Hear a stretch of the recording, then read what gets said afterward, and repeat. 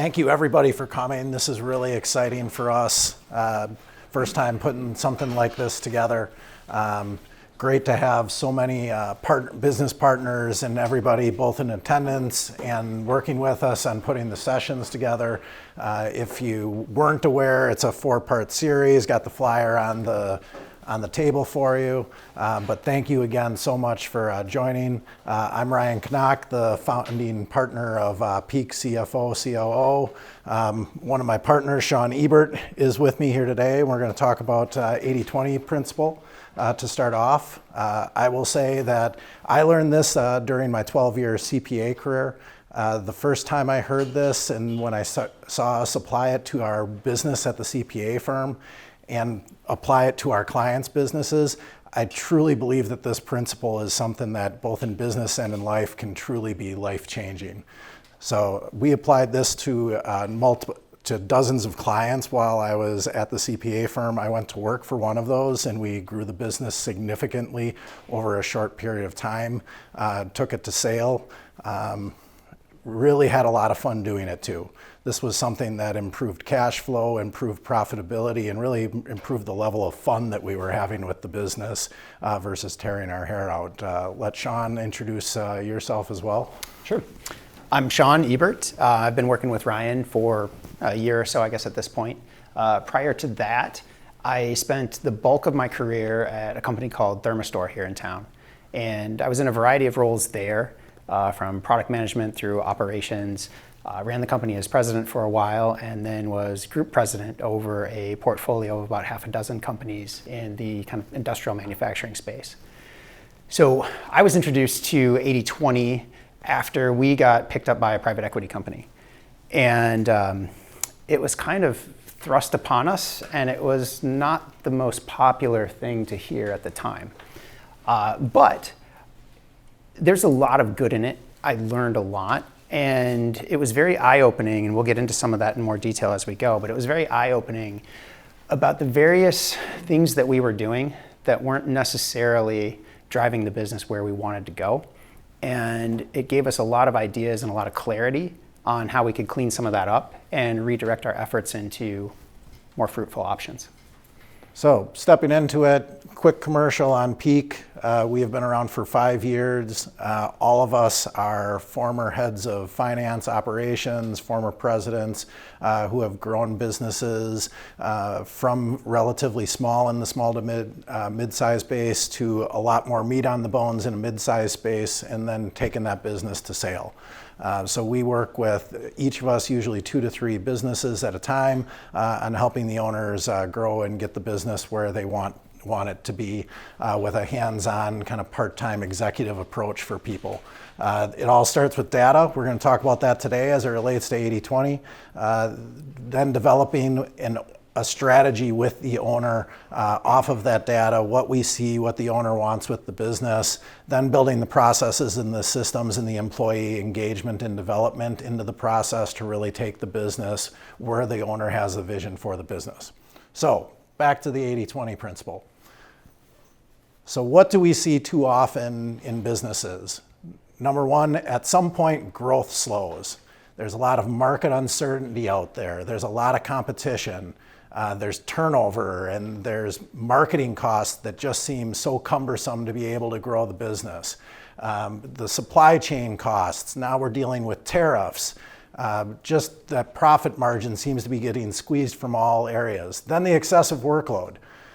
Usually there's a small number of people, usually about 20% of the people, that are really bearing a lot of the workload of the company. There's a lot that is funneling through very small people, and all that's adding up to businesses that might be growing, might not be growing at all, but what is happening is that they're having declining profits. So just a lot of unfortunate consequences from business is tough. It's hard to get through all of those battles, and bad things are happening, and people are struggling to get where they want to get. The problem that we find all too often is focus. Let's think about this for a second from a couple of different angles. Number one, you go through that entrepreneur battle. A lot of you in the room here have started businesses. As you're starting a business, you gotta take what you can get. You're being opportunistic. You're taking the opportunities as you can find them. You're casting a wide net to try to find things that you need to do. And at some point, you've been doing that for 5, 10 years. You get that business to 5 million, 10 million, 15 million. All of a sudden, you're still doing a lot of these things. You've hired a lot of people to do these things, and you start getting spread out in a lot of different directions. This becomes particularly difficult here in the Midwest, I think, because we are all brought up to say every customer is a good customer. All business is good business. You treat everyone the same. Have to take care of the customer. But the truth of the matter is that at the end of the day, about 80% of your success is coming from 20% of your efforts. Mathematically, you look at 80% of your revenue will come from 20% of your customers. 80% of your margin will come from 20% of your customers. As we talked earlier, about 80% of your problems are going to come from 20% of your employees, and about 80% of your output is going to come from about 20% of your employees. So the harsh reality is that a lot of what we do day to day doesn't actually end up moving the needle. And we're going to talk more about that and mathematically how that lays out and how to identify that and what to do about it today.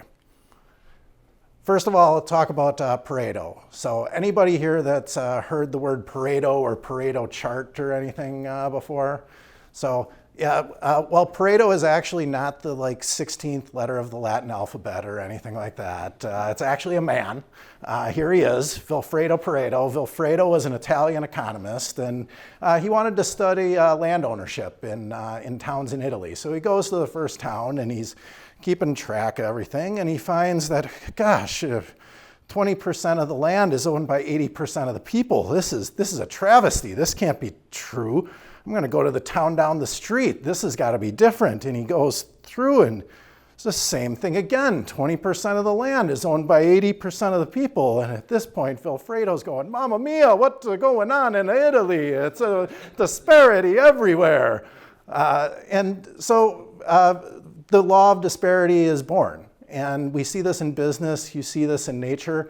You'll see this in your closet if you want to. I will bet you that you are 20% of your clothes 80% of the time. Look at it, be careful. So Vilfredo finds this out. So where does this apply in business then? So Sean and I both learned this from people that were former Illinois Toolworks executives. They put this in their triangle business model, that left bar on the 80-20 front to back process. So they try to keep this in front of everything and everyone that they do in the business. And you might say, well, ITW is a multi-billion-dollar company. This is for multi-billion-dollar companies, right? Well, ITW is actually a conglomeration of a lot of small to mid-sized businesses. They acquire businesses, they apply this principle to them, they grow them, then they split them again, and they reapply the process, and they go through it again, because they also believe in a very decentralized entrepreneurial culture. In another example, Warren Buffett. If you study Warren Buffett, he will say the 5-25 rule. Make a list of 25 things that you want to get done. Rank them in importance from 1 to 25. Now cross off numbers 6 through 25 and focus on doing the top 5, because if you don't focus on doing the top 5 and you try to get 25 things done, you will not get them all done. The most powerful word in business for him is the word no. Once again, 20% of effort creates 80% of the result. Okay, so getting a little bit more specific about this, and I'll just give you a warning. The 2x2 matrix is something that you're probably going to see a lot of as we're talking through this. If you look at where your revenue comes from, if you look at it transaction by transaction, so every transaction is going to consist of a product or a service and a customer, right? Crossing those two, you've got your A customers, meaning the really big customers that represent 80% of your revenue, and you've got your B customers. That's the big long tail, you could call it the insignificant many, although some people don't like to call it that, that don't collectively represent that much revenue, but there's a lot of them. Then you've got the same thing on your product side. You've got your A products, the things that if you're in manufacturing that you are cranking out all day, every day by the thousand. If you're in distribution, it's the things that you can order in massive bulk and then divvy up and resell, right?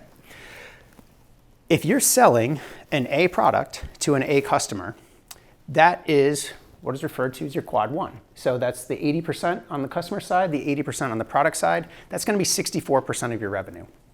And that's just math. There's nothing terribly mysterious about that. Quadrant two, that's those same big customers that represent 80% of your revenue buying your lower running products, the ones you maybe don't like to run quite so much. So you've got the 80% buying the 20%, that represents 16% of your revenue. Moving down to quad three, that's where you've got small customers, right? That big list of customers that only represent 20% of your revenue, but they're buying the products that you like to make. So that again is going to be 16% of your revenue. And then buried down here in quadrant four, that is your small customers buying your short run products. And that's going to be 4% of your revenue. This applies everywhere. And if you just think about the logic, there's really no getting around it. Everyone's going to roughly fit this profile. And the thing is, there's nothing wrong with it inherently, provided that your efforts as an executive team, as a leadership team, and even all the way down through the ranks of your company are aligned with where you're making your money. But what we see time and time again is that is just not the case. We would like to think that, 64% of our efforts are where 64% of our revenue is. We could maybe start to think that it might not be that skewed, but it's at least focused there. But what we typically find is that at best, you've got about 25% of your revenue in quad one, because maybe that takes up a whole lot of operational hours out on the shop floor. Maybe those customers get the most calls by your sales team, but it's not the bulk of where anybody's spending their time. To use that manufacturing example, where is the quality team always getting pulled out? Where's the manufacturing engineering team always getting pulled out to the floor? It's over here. It's that short run stuff that nobody really wants to make, sucking up way more time than it should relative to the revenue you can get from it. The same thing happens down here. You've got salespeople that should be chasing these really big customers trying to grow them, but they're not. In the name of business development, they're probably chasing a lot of dead ends. They're probably doing things that maybe it was business development at one point, but now it's just inertia and they feel like they can't quit doing it. And so they're wasting a lot of time. Down here, it's the worst of the worst. If you've got 25% of your effort going into what is only 4% of your sales, there's not a lot of headroom there, right? These are strangers in terms of customers. These are odds and ends in terms of the products that you're making. So where this really becomes damaging is when you slide down to the profit that results. So you end up with 64% of your revenue representing something like 95% of your profit. You've got 16% of your revenue that is, I would say, optimistically 10% of your profit, both here and here. And what it means down here is that you're kidding yourself, right? For those following along with the math, you're well over 100% profit here, and it's balancing out by all the money you're losing in quad four.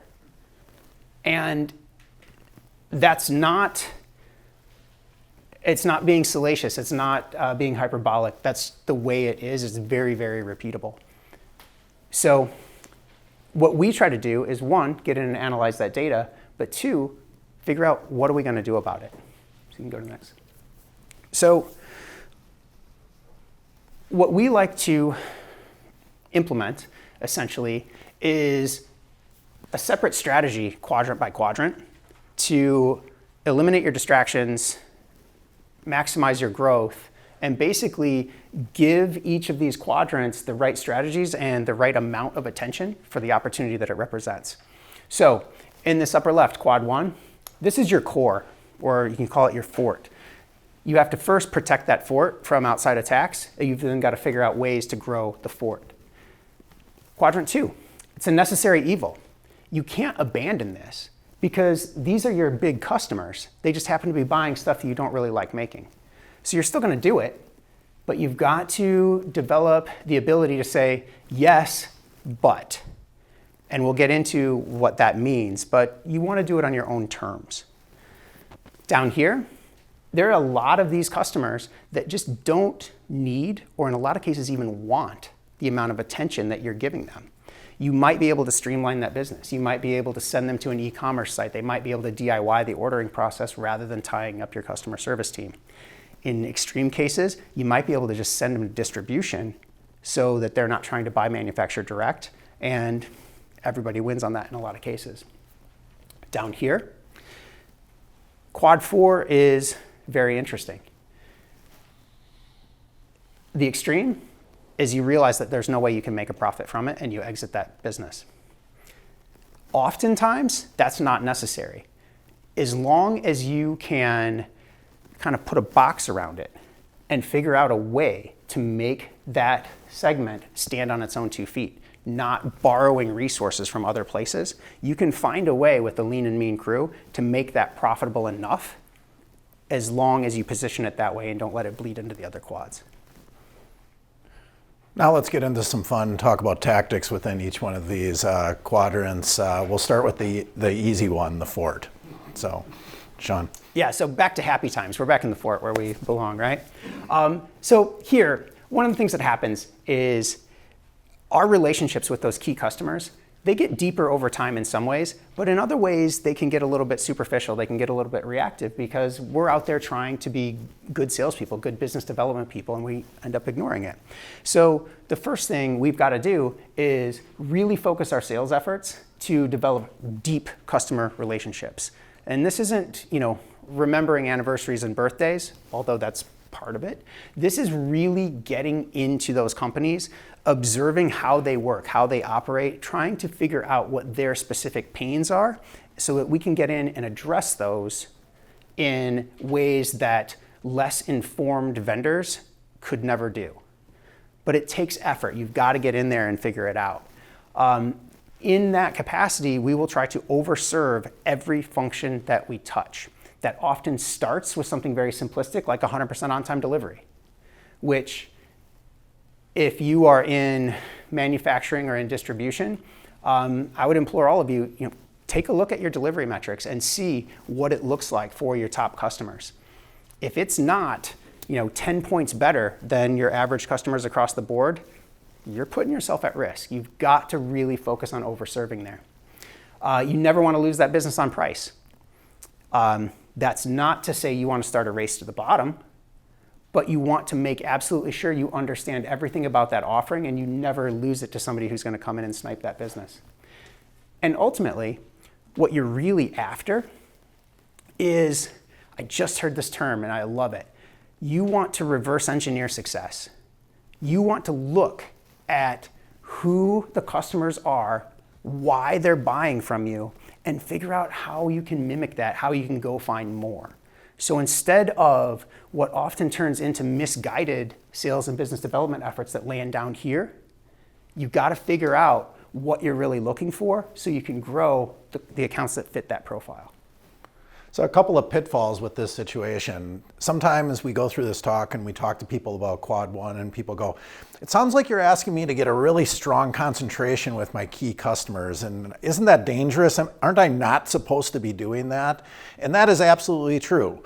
But the key element here is the last bullet point. It's find more 80s, find more businesses that want to buy the things that you are already good at significant volume and land those customers. If in a concentration issue, let's say that you're at, you've got a 25% customer, a 15% customer, a 10% customer, you're not going to diversify the business by getting a boatload of small customers that are like 0.1%, 0.2%, 0.1%. That's just not an effective diversification strategy. By focusing on getting more of those customers, you're able to drop a new 10% customer in there. Now all of a sudden your 25% customer is a 20% customer. And the next 10% customer comes in, and now you're at 18, 12, 8, 9, So what we want to get to is a roster where it's like 5, 5, 6, 7, 8, 8, 9, 9, 10 as far as customer concentration goes. So very key that this is not about just going to a 80% customer concentration on one customer. The other thing that happens wrong here, why this is important and what people miss, is every small business owner hires an accounting manager or a controller eventually that comes out of the CPA world that learns how to cost inventory. And how we all learn to cost inventory in the CPA world is you take your overhead pool and you divide it by the number of hours or the number of machine hours or whatever, and you create an overhead rate that way. And you start calculating the margin that you make on every customer based on that. And all of a sudden you start looking at this, and let's say that you're doing business with John Deere. And you're like, oh, those bastards at John Deere, they keep whittling me down every year. I'm only making 16% on John Deere. But you're making 16% on John Deere on $10 million worth of business. You might be making 45% on a different customer, but you're making 45% on $100. So which would you rather have, 16% of $10 million or 45% of $100 times 1,600? Think about that for a second. The example I've given in another plant is, in an extreme example, if all you made was one product, the same product for all your customers, would you need an accounting system or an ERP?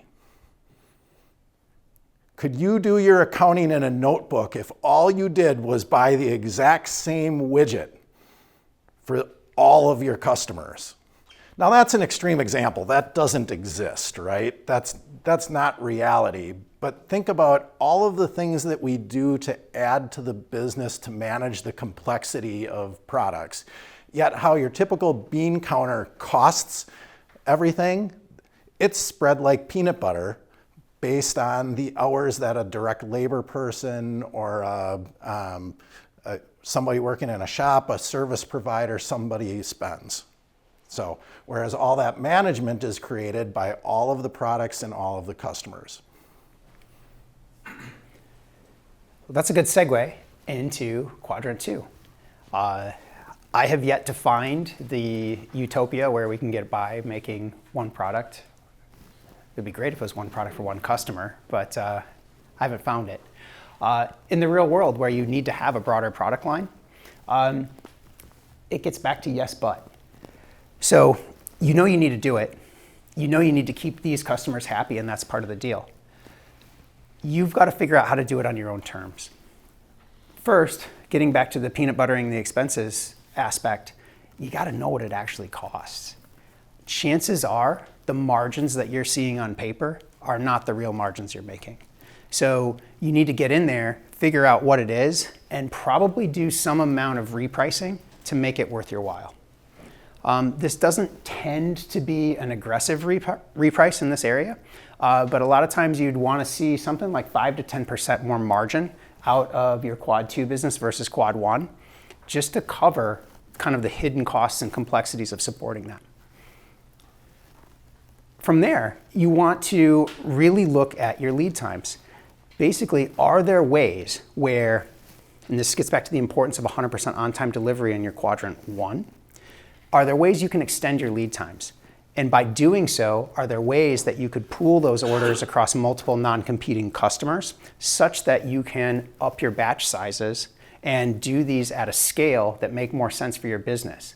Can you fit them into your schedule at a later date? You don't want to ever deliver late. You'd want to arrange this on the front end. But are there ways you can do it that aren't going to kill your business? From there, look at standardization. If you've got a product that is not really moving that much volume anyway, do you need 17 different colors of that product? Does it have to come in 14 different sizes? Does it need a bunch of a la carte individual options? Or could you just create packages and consolidate your SKUs and make that easier to fulfill? So those are kind of the baseline set of moves that one could do in that quad 2. And then the other one that often kind of goes unnoticed is that there's a lot of that quad 2 business that frankly should be outsourced. There's been a pretty big push for vertical integration on a lot of things, but I will say in a lot of the small run businesses, the savings that you get from vertically integrating are an illusion because you're not accounting for all of that complexity and the extra overhead. And if you are outsourcing it, yeah, you're giving that margin to somebody else, but at a bare minimum, at least you know what it costs. Otherwise, there's just too much noise. Yeah, the beauty with this as well is, and Sean alluded to this earlier, when you bring a continuous improvement expert in, something's wrong in a shop, something's wrong in an office, trying to make something work better, it just never seems to be these things that people want to focus on. It's never the high runners. It's the stuff that keeps people awake, that gives people trouble, that they can't seem to get right, that the customer complains about. And when you trace the data back, it's all in here. And people jump into that and they're like, yes, we got 10% better at that. And put a ton of effort into it, paid a consultant a big project to get 10% faster on some oddball thing that you're doing. But think about it, if you're doing this 20% and this is 80% of your run, and you bring the continuous improvement expert in to look at the things that you're already good at and make them better, you only need to get 2% better at those things to drop the same impact to the business that you do as getting 10% better on those slow runners, on the oddball things that you do. So that ends up being a really important part of this. Absolutely. Okay, moving on to quad 3. So again, this one is to streamline. You're going to adopt a more transactional relationship. It's not going to be the full service that you're giving to your largest customers. So I mentioned, you can shift to an e-commerce system. You could move the really small ones out to distribution. But there's another underlying core level that you've got to really think about here. Are you actually incentivizing within your sales team the behavior that you want? In a lot of cases, the systems are actually set up in your company to produce exactly what you're already getting. If you see people out landing a whole bunch of new accounts, you're probably incentivizing them to do so. So this requires some scrutiny in how you're compensating your sales team, on what the metrics and the evaluation criteria are that you are holding people accountable to. And sometimes tweaks like that will just lead you down this path without doing a lot of other drastic measures. One thing that's tempting here that I just want to highlight, one of the metrics that gets misused, and I thought that we were smarter than this at Thermistore, and it turns out that we were not. We were measured on our on-time delivery. It was a disincentive to deliver on time to our large customers that had giant orders because we weren't doing it on dollars, we were doing it on POs. So we could fill 1,000 one-unit POs and drop the ball on a $30 million order and look like we were doing great. Or we could fill that one $30 million order on time and make everybody else wait, and our metrics would say we were doing miserably.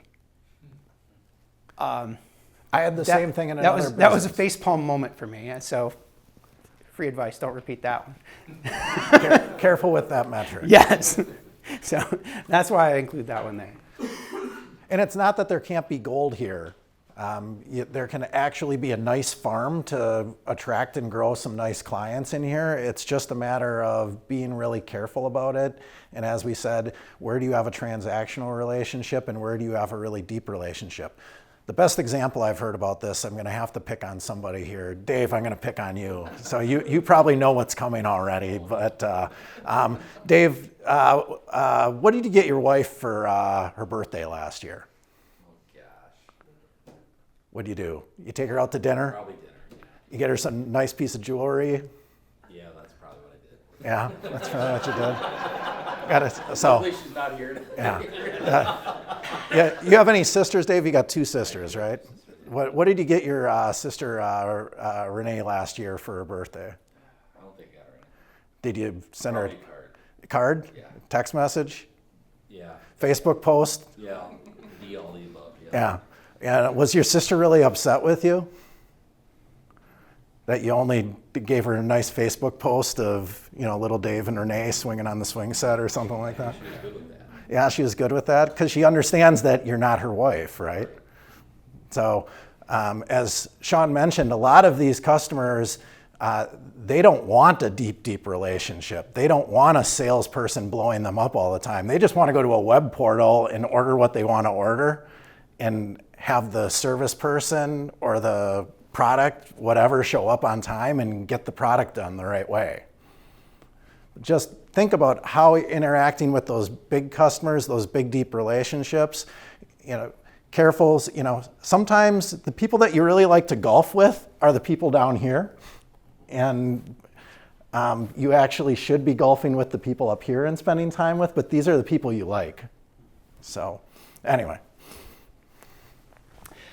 Moving on to everyone's favorite.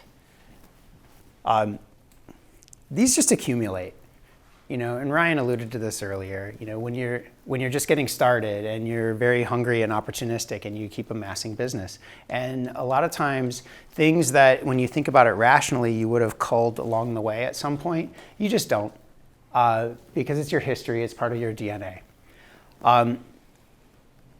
When you're kind of about to break though, and you're out of time and you're watching your schedule erode and everything else, you do have to take action on this.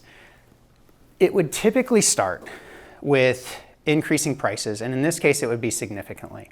Up in quad 2, if we're talking about 5 or 10%, quad 3, a lot of times there will be a pricing increase of 5 to 10% when you find out that the small customers that you cut a break 3 years ago because they were going to be the next big thing didn't pan out. Here we're talking about price increases of 50 or 100%. People balk at that for good reason. But when you really look at what's going into the business, how much effort that is going into it on your behalf, on your whole management team's behalf, and what you're really getting out of it, that's typically what it takes just to break even. If that market won't submit or won't agree to that price increase, it's probably not something you need to be in anyway. There are other vendors that would provide that service, and then you don't have to have the headache. So if they're single source to you and there's valid reason behind it, you've got the latitude to do a price increase like that. You've also got the ability to then extend the lead times into whatever fits your manufacturing cadence to make this as non-disruptive or seamless as it can possibly be. I mentioned in quad 2 about consolidating SKUs, things like making packages, things like eliminating options. You would do much the same here, but you would do it much more aggressively. Again, these aren't big dollars, they are big headaches. You've got to take drastic measures here so it doesn't cripple your business. And then finally, as I mentioned, you got to draw a box around it. You can do it as a hypothetical P&L exercise, but you got to draw a box around it and make sure that this can stand on its own 2 feet. Once you've got that financial logic in place, then you have to take the hypothetical and you do need to go execute that in the physical world. If this cannot stand on its own 2 feet, it shouldn't be happening in your business. There's an interesting thing here. Most of the time, you're going to find that the business is not worth doing, and you'll find a way to gracefully exit. Sometimes you find something that just barely ekes out a profit, and you can just kind of let it trundle along and ignore it until the next big headache hits. Sometimes, though, you can find gems in here.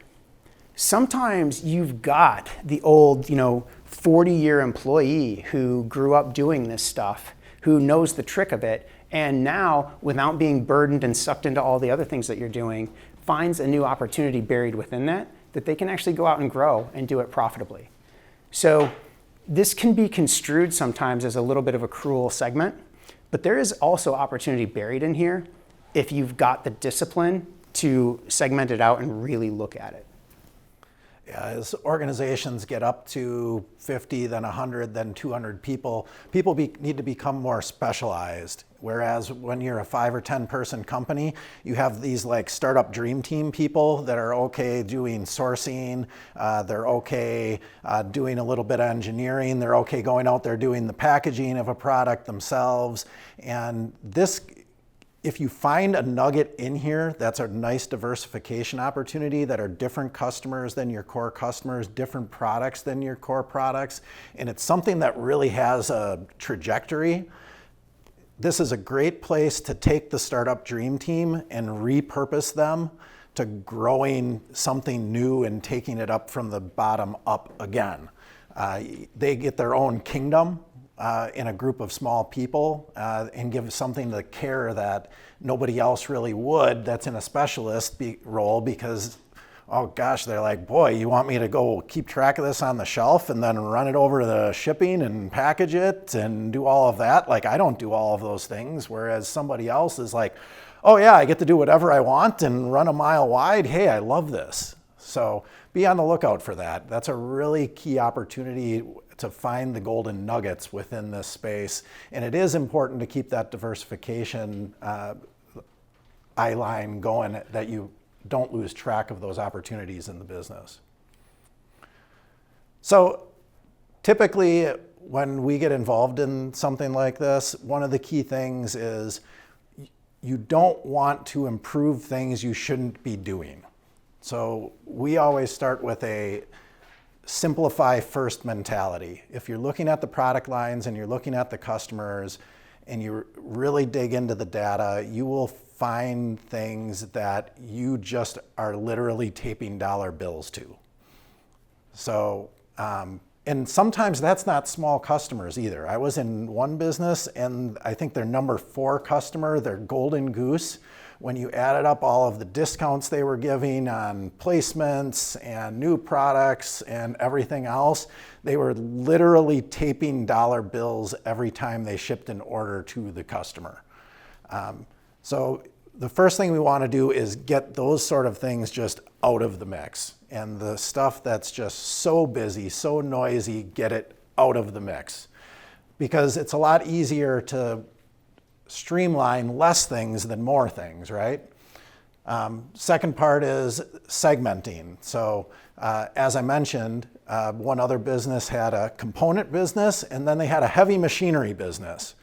And the component business went through distribution domestically and the heavy machinery business went direct to the customer internationally. They were trying to shove the sales team and the engineering team for both product lines into the same room. And everyone who had to touch that heavy equipment machinery, it was like the rolling person that got assigned to that machinery business quit. So what did we do? We hired a team of 3 people on that machinery business, and they actually grew the machinery business for the first time in forever. They actually doubled the amount of machines that they made the next year. Then at that point, you've segmented, you can see what's profitable, what's not. There can be that care and special attention and that ability to grow. Then resourcing what's got the most potential. And then once you have that streamlined system in place, now's the time to push the gas pedal down. If you try to push the gas pedal down and you're spread in too many directions, it's too easy to just spin out and fail. Little quick one on process, always analyzing the data, charting the course, and then getting in there. This all starts with the data. So just an example of, and happy to send this deck, of kind of how this looks when we break it into the quads, and a little bit about our team here. So any questions?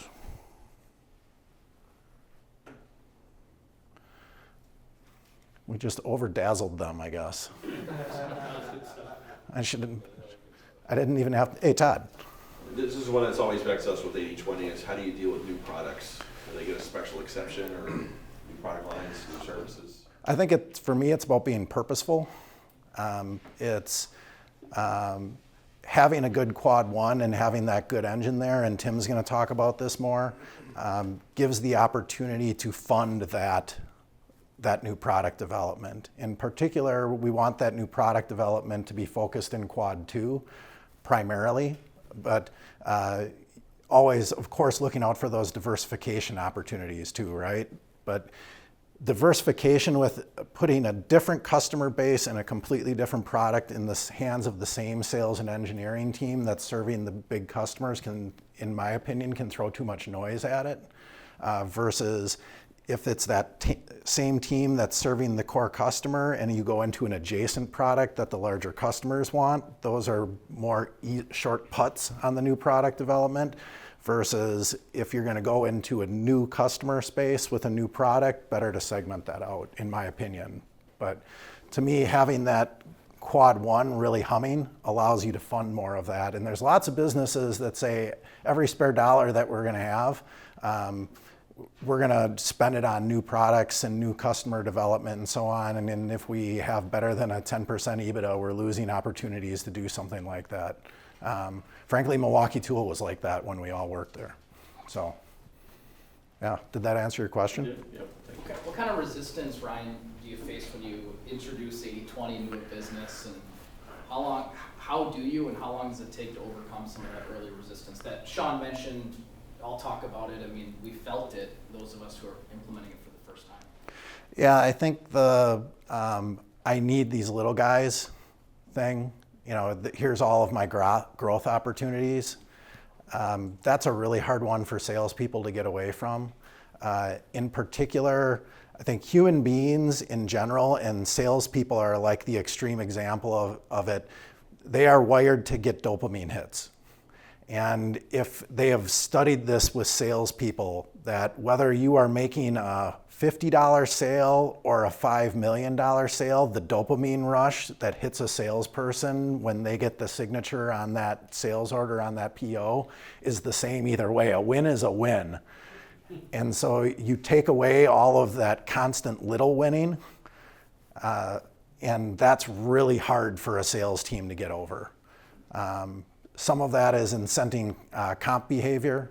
Have done things like, okay, one of your big comp things is grow on your top 10 customers. And if you put a new top 10 customer in there, we bump the smallest top 10 customer in, and it's grow the top 10 customers. Thinking in those lines helps overcome some of those things, but that's a really big resistance, and because salespeople love to win, and they have to win every day. And whale hunting is not the same as guppy fishing. What about on the ops and finance side? I think you see, I was just thinking about that. You see different types of resistance in the different departments for sure. So in my experience, and I don't think we've ever talked about this, in my experience, operations, top to bottom, on day one is going to say, why weren't we doing this before, right? They're so tired of dealing with all the headache products, and so many of them actually didn't know that what they've been spending their time on amounts to peanuts in terms of revenue. There's kind of that disconnect in the reporting and the communication where once they're enlightened to say, like, I've been spending the last 3 years trying to dial this in and we're only getting this much money for it, they're happy right from the start. Finance, it's a little tricky because they will see quad 4 specifically and say, what if we take a 4% revenue hit? What's going to happen? And that's a valid pushback. But you can typically address a large chunk of that even with a thought exercise of, if we were to double prices and half of those customers left, aren't we right where we started anyway? Mm-hmm. And honestly, that would be pretty aggressive for half of those customers to leave, just because chances are the only reason they're buying is because you're the only choice. So that's one way of offsetting the finance side. But the other one is that typically the amount of cash that ends up getting freed up in formerly dead or slow-moving inventory that you were keeping around on a lot of those B products, resetting things like your safety stock levels and your production numbers, setting those to kind of custom order only. The reductions in inventory oftentimes put you in such a favorable cash position that you can put that out to your investors, you can reinvest it in growth, do whatever you want with that. So in my experience, the only department that really pushes back with a lot of stamina is the sales department. And as Ryan said, that's a tricky one, but you can navigate it. What are the qualities of a leadership team that's able to embrace this and do it well? Fatigue. Honestly, I've this is a lot easier when people are worn out. This is a good answer for we're running in a million directions and we can't do this anymore. Something's got to give.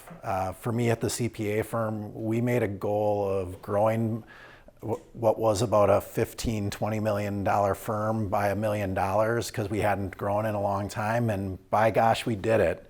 And we did it with $500 1040s and $2,000 small business returns mostly, and the next year we were all working so much and said there had to be an easier way to do this. And in walked one of our 1040 clients that was a former Illinois Toolworks executive and said, I think I have the answer for you guys. And the next year, for us at least, revenue actually went down 5%. We made money every month of the year for the first time ever. And the bottom line overall went up 15%. So usually it helps to have a little bit of pain here. Otherwise, it's people that understand the holistic,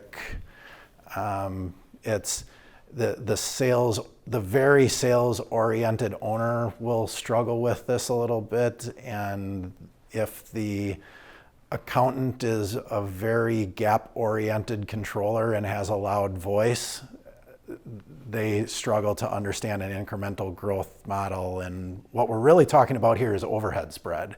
It's freeze the overhead, sell more, don't grow the overhead line. So, cool. Did that answer your question, Meg? Okay, cool. All right, we're going to take a short break. Let everybody use the facilities if you have to and so on, and then we'll have Tim on.